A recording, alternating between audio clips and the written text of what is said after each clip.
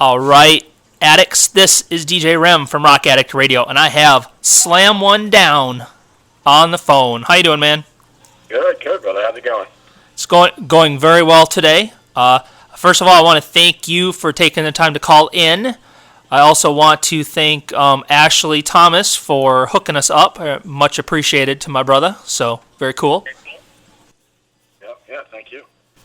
Okay, so if you don't mind, let's start with introducing yourself and the other members of the band, if you don't mind, and what their spots are. Sure, I'm Bobby Brazen, vocalist for Slam One Down. And JR is guitar player, and Shane Train plays bass, and Roach McPoach plays the drums. Okay, very cool. And actually, I was just at the radio station, tuned in for a few minutes, and Slam One Down was running. So you guys rock. Yeah. So somebody was playing the track earlier this morning. I was listening too. That's awesome. Good to see. Yeah. Well, we just recently went 24/7, and I'm the one running the 24/7 stream, and I have like 2 or 3 tracks in there for you guys. So good deal. So we're doing our part to get the word out for you guys. Nice, man. Nice. We appreciate it. Okay, so how long has Slam One Down been a band? I guess it started probably about 5 years ago. It was just me and JR at first. We met. We were playing in a different band. He was playing guitar, and I had come in. It was actually my old band, so I was coming back in to fill in for some shows. And met JR, and me and him just kind of right away, we nodded at each other and just knew it was going to be something else. So we went and started a different project, which was Slam One Down. And shortly after, we found Roach, and he came down and tried to outfit him right away. Definitely one of the family. And bass player, we had a different guy, Scott, jamming with us for a while. It was good. And it didn't work out. So luckily enough, Shane stepped right in. I've known Shane for years, and stepped right in and filled the spot beautifully. Cool, and it's I talk to a lot of bands. It's funny where I hear that where they have some band member issues, and it ends up being somebody that they've known forever just kind of jumps in and takes over for them. That's cool. Yeah. So I've never. I jammed with Shane in like a little cover band. We were just rehearsing just to stay fresh for a while back. But other than that, I'd never jammed with him. And I've always known he's a great bass player. So it's good to be actually like writing music and playing original tunes with him. Yeah, very nice. So speaking of that, what is your creative process for writing and getting those tunes flowing? Is it you? Is it kind of a collaborative effort with some of the guys? How do you guys do that? I think as far as songs, JR, guitar player, really brings the music to the table. He's got like a little studio in the basement and everything, so he'd jam out the riffs, record them, and deliver it to us. And Roach comes in with his ideas and the drums, and Shane is amazing at arrangement. And I throw my 2 cents in here and there, but what I really bring to the table is the lyrics. I do 99% of the lyrics. So together, I mean, we just, you give us a spark and put us in a room together, and we're going to light a fire with it, Sweet. Very cool.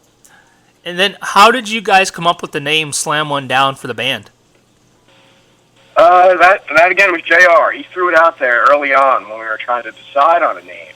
And it was one that always just kind of lingered around. We didn't settle on it right away. We, sat on it a few weeks, threw out a few other names.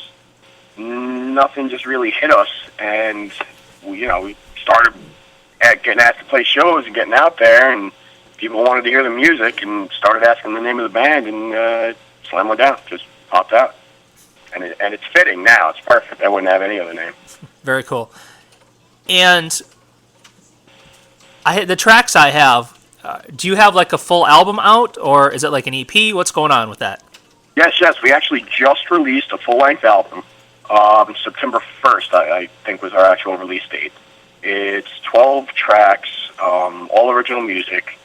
We went up to J-Rock Productions with Johnny Rod, did an amazing job on the CD. We're incredibly happy with it.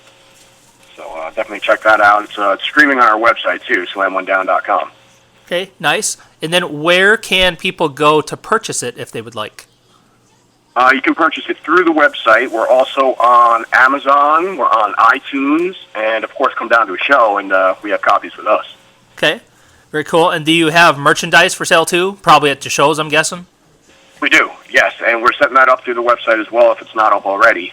We have T-shirts, we have beer funnels, we have lighters, we have, the regulars, buttons and stickers and this and that. We also have Slam One Down condoms. We put condoms in little wrappers. That's a fan favorite. Nice. And I will strongly encourage everyone that listens to this interview, so if you're out there listening right now, go check them out at their website. If you like their tunes, buy their album, buy their merchandise, help keep these guys going, because this work they do is not free. So help them out. That's it. Awesome, man. Thank you. So what got you into music personally? What made you want to do something like this? I've always been a fan of music, always. From day one, loved music, loved rock and roll, growing up as a little kid. And I guess I always wrote as well. So it just seemed natural that I'd pick up a microphone one day and start, yelling into it, and never learned to play an instrument, though. I do regret that. I would love to be, able to play guitars or drums or something. But I always had friends that were involved in music and could play instruments, so like I said, just natural progression of things. And once I started doing it, I got hooked on it and just wanted to get better and better. Okay, fair enough. And what kind of influences did you have growing up? What kind of bands did you listen to that kind of helped push you forward? I think big influences on me personally was Pantera was a big one. A lot of the old thrash metal. I loved Division of Disorder, Hatebreed. I got into a little more of the hardcore. And now I listen to everything. I pull influence from everywhere. I listen to rap, hip-hop, country, radio, rock, everything. Any musician has a talent, and I would love to have a piece of everything. I think it's great to be diverse. Yep, definitely. And was there anybody in your family that was like musically talented that you kind of drew that from? Not a huge influence. Nobody has ever tried to be in a band or make a career or anything out of it. My grandfather is amazing. Plays multiple instruments, speaks multiple languages. He's just that kind of guy that did everything. So I guess in a way he always kind of had some kind of music around me. Yeah, well, go Grandpa. Grandpas are awesome. Yeah, right. So what are your guys? What's the band's goal here? I mean, where do you guys hope to be with this in a couple years? Love to be on top of the world, man. You got to set your goals high. More realistically, I'd like to hit the road. I'd like to tour, be out there, meeting new people, having fun. Our bread and butter is our live show. So being out there, playing shows, and getting exposure, and obviously I'd like to be in a position where we're making enough money to call it a career where we can survive off it. That'd be nice. Definitely, and I wish you best of luck with that. That's definitely makes it worthwhile. Yeah. So, if I grabbed your iPod from you right now, what kind of music would I find you listening to today? You name it, it's on there. I really don't think there's nothing I don't have. Like I was saying, everything on there. I can't narrow it down at all.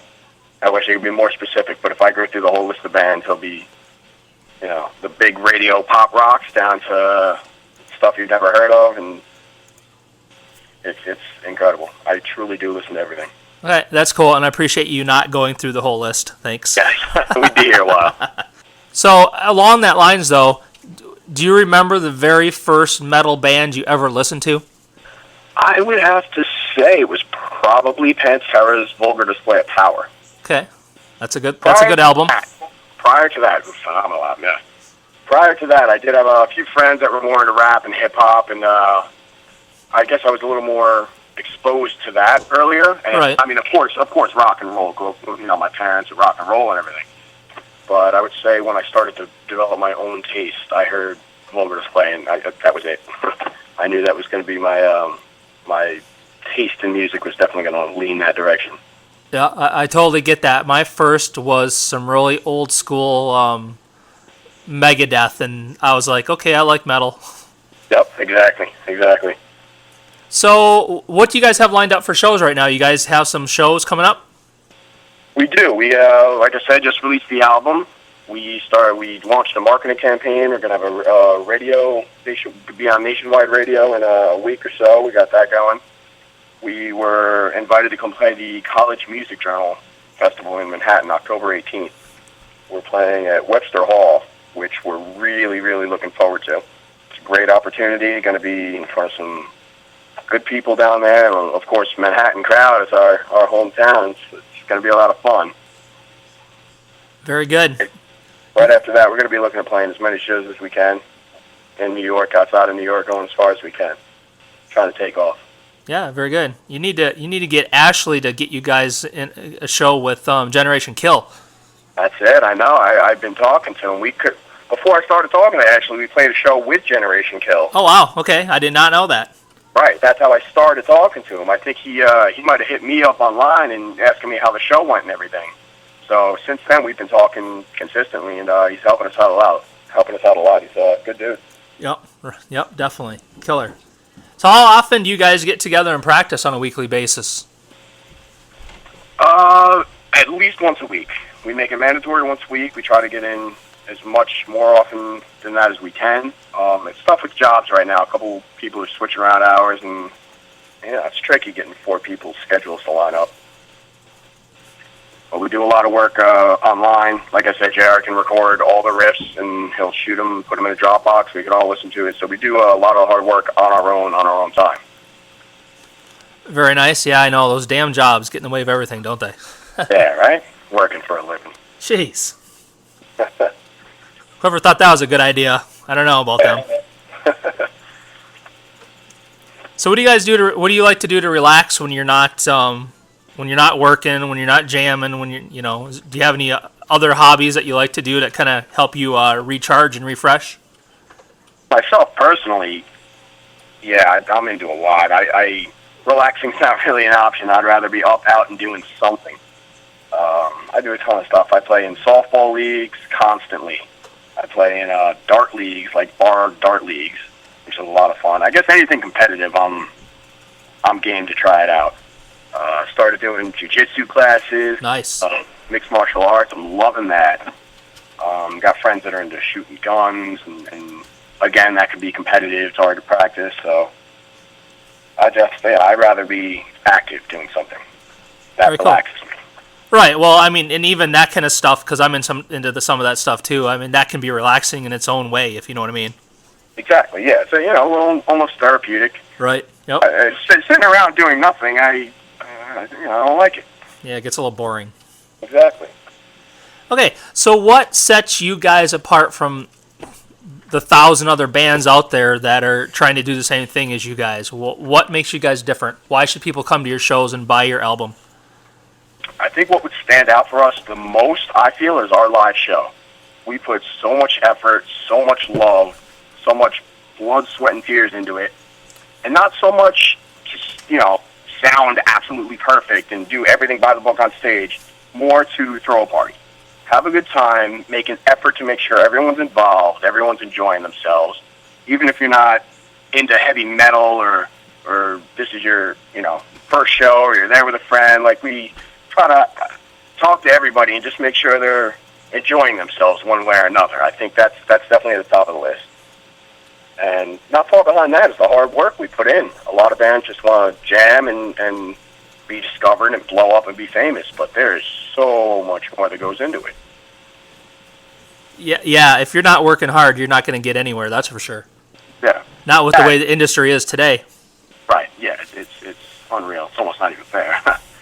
Yeah. So I also think I jam with the 3 greatest guys, all phenomenal musicians, just next level type stuff, if you ask me. Very good. So what are your views on the industry these days? Obviously, in the last even 5 years, they've changed so much. Yeah, it really is tough. It's a completely different world. It's technology driven. I don't want to say no need for a label anymore, but the need has changed. You don't have to rely completely on a label. You can do it yourself probably with just like the right manager and the right marketing team behind you. You don't necessarily need a label for guess really all they're doing is financials. But if you could find a way to start making money with your band and meet the right people that a label would introduce you to, if you can get there on your own, it eliminates that. Yeah, and especially if you don't, a lot of these labels, they don't really, they give you the label title, but they don't really give you any financial support. So that's kind of, I don't know why bands even do that. Right. Well, that's the problem, is you're not making money off music anymore. So you're not making money. The label's not making money. It's hard to sell music. Everything's downloadable. Right. You can find anything anywhere. You got to rely on other outlets and live shows and merchandise and things like that, which also the way the economy is, a lot of people aren't going out to shows like they used to and buying merchandise like they used to. So it is tough. It's a couple different factors to play into it, but I also believe all that'll turn around. I do too. And like I said, I wish you guys the best of luck. I hope everything works out the way you guys want it to. Awesome, man. Thanks. Be a real good time if it does. Yep, definitely. So who would be like your dream band to play with? I would of course love to play with Pantera. They were a heavy metal band, but also knew how to party. Yep. I think that's an important factor. So they go near the top of the list for me. As far as people to jam with, I've never really thought about it. I've had the opportunity to jam with a lot of people. So, I don't know. I wouldn't know who to put on that list. Okay, well, we'll save that question for a later date. Yeah, next interview. I'll think about that one. We'll put that on the back burner. All right. Okay, so what's the craziest thing that's ever happened to you at a show you've done? Oh, boy. We've had some crazy nights. That you're willing to share. Exactly. We'll put it that way. Yeah, filter myself here. There's been some crazy stuff. There's a show upstate. A kid wanted a T-shirt and was willing to stand there and take a full power, full-on kick to the nuts for a free T-shirt. Wow. Yeah. So we let that happen. Some girl volunteered, put some guy's work construction boot on, laced it up, hauled off, and crushed the dude. It was almost a little disturbing to see, but we gave him a couple T-shirts, guaranteed. Okay, that fits as crazy. I like it. Yeah, we have that kind of fun. Very nice. So, who and there may not be anybody in the band that this question works for, but I always ask this question anyways. Who would you say spends the most time in front of a mirror before they go on stage? Definitely JR, hands down. Wow, that was quick. Not a question. Yeah, we break his balls all the time. It's hilarious. He's well kept out. He takes care of himself, so he's got to look good before he goes out. That's good. I understand. Okay, I dig it. Very cool. Anything else you would like to tell the world? Is there anything I haven't asked you that you want to make sure people know about Slam One Down? Just come out and have a good time. We like to have good fun at our shows. No dicks. We're all cool guys, which is very important in the band as well. Come down, have a drink, hang out. If you dig it, buy the album, buy some merch, and anything else you want to know, come to the show and ask us. We're down to hang out. Excellent. Okay, man. Well, I want to thank you again for taking the time to chat with me. I do have one last thing to ask you, though. I would love to have a couple of radio tags to play on my show. Yeah, no problem. So the first one, you can say your name and, from Slam One Down, and you're listening to DJ REM at rockaddictradio.com. All right. This is Bobby Brazen from Slam One Down. You are listening to DJ REM at rockaddictradio.com. Perfect, man. And then the second one can just be a generic station tag that I'll send to all the DJs, so just leave my name out of it. This is Bobby Brazen from Slam One Down. You are listening to rockaddictradio.com. Okay, very cool, man. And I'm going to send your tunes to the other DJs if you're cool with that. Yeah, please do. Okay, man. Well, thanks again for taking the time. I appreciate it, and I hope you have a great day. Well, thank you so much, man. We really appreciate it. Yep. Well, you take care, man. Oh, make sure you tell the rest of the band I said what's up. Definitely will. Oh, thank you so much. Okay, thank you. Bye.